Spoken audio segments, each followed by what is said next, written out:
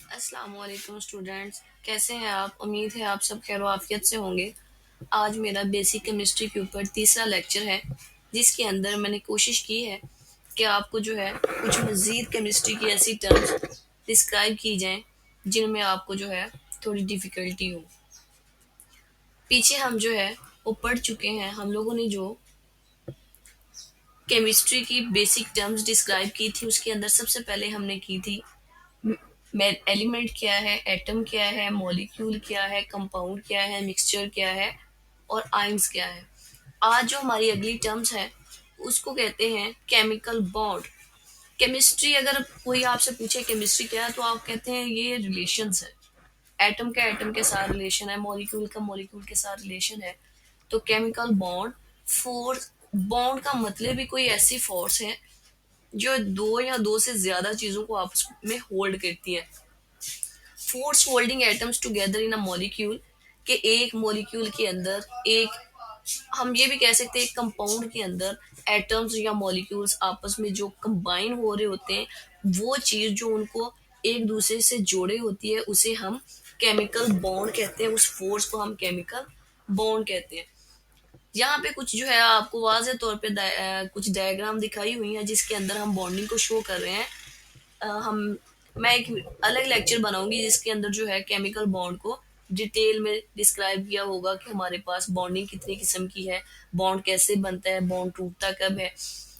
अभी जो है हम बेसिक टर्म्स को कर रहे हैं जिसके अंदर सिर्फ आपको जो है बिट नॉलेज प्राइम करना है, सिर्फ केमिस्ट्री के कुछ टर्म्स के बारे में।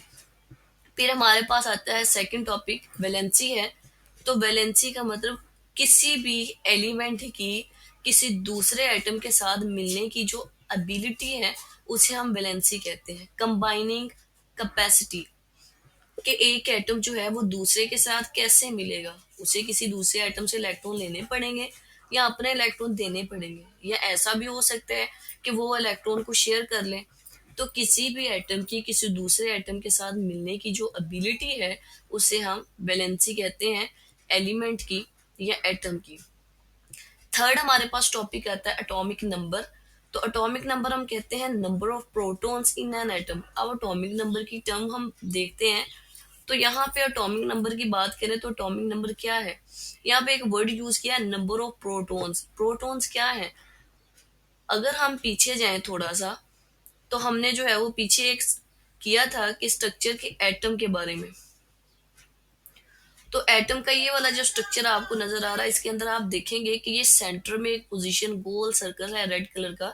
तो ये एटम का सेंट्रल पार्ट है जिसे हम न्यूक्लियस कहते हैं।